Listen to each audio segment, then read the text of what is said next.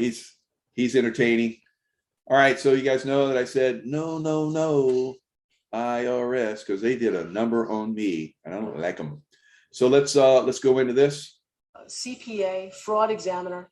She was working for the IRS. She was on the fast track to success there. She was doing very well and received numerous awards for all of the work she did. And she realized that there is no law and that the biggest fraud was the IRS.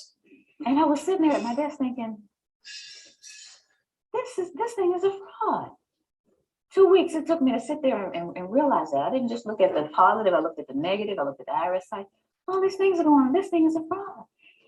Being a CPA and a former IRS agent, I sat there at the desk, I was by myself, and all these thoughts started going through my head. The first thought was, now I finally open up the codes and regulations. Because see, at the IRS, they trained us with these little guides. We didn't use the codes and regulations. We would get one of these, and you would have to read it, understand it, and pass this little test. And all these little guides that I got, I read them, and I made A's on all my tests.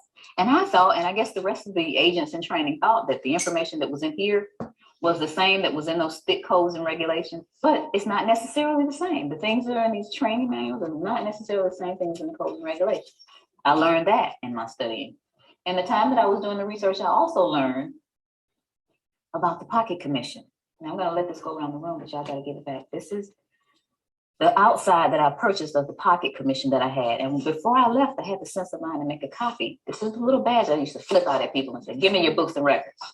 Give me your bank statements. Give me all your credit cards, And, people, okay, here, even the counties, I go to the county, do it. I go just about anywhere and flip this little thing out and get whatever I want.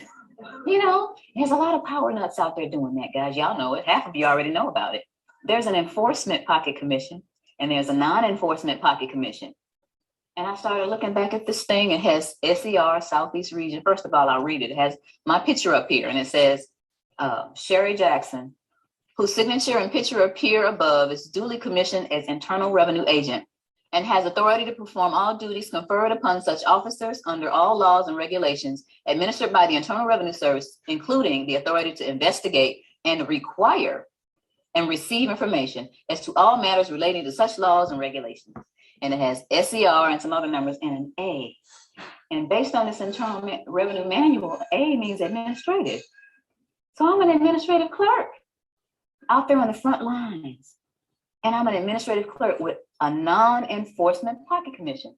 Okay, so I'm starting to get angry here.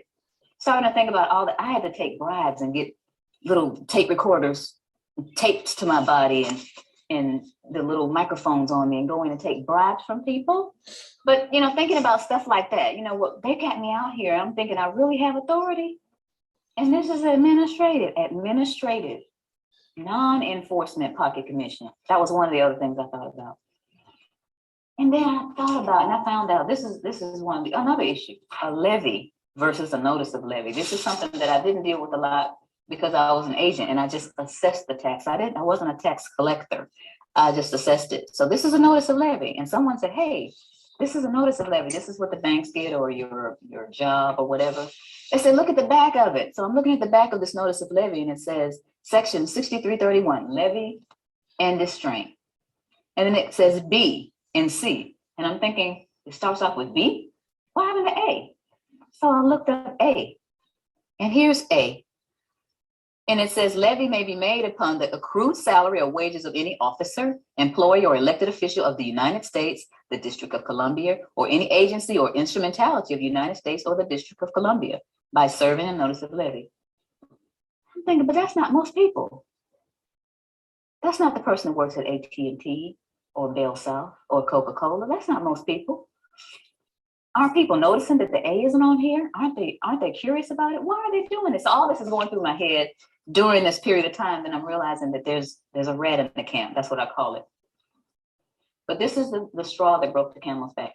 The Federal Reserve is not federal. How many of you did not know before today that the Federal Reserve isn't federal? If you didn't, don't be shy. If you didn't know before today that the Federal Reserve isn't federal, raise your hand. Most people don't know that. 9 out of 10 people that I asked off the street don't understand that the Federal Reserve is a non-auditable private banking cartel.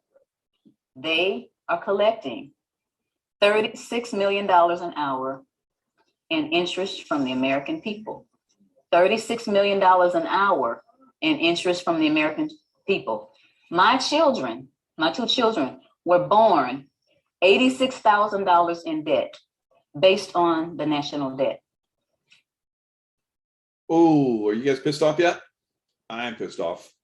So yeah, no more. Oh, they have come after me. They have definitely come after me. They have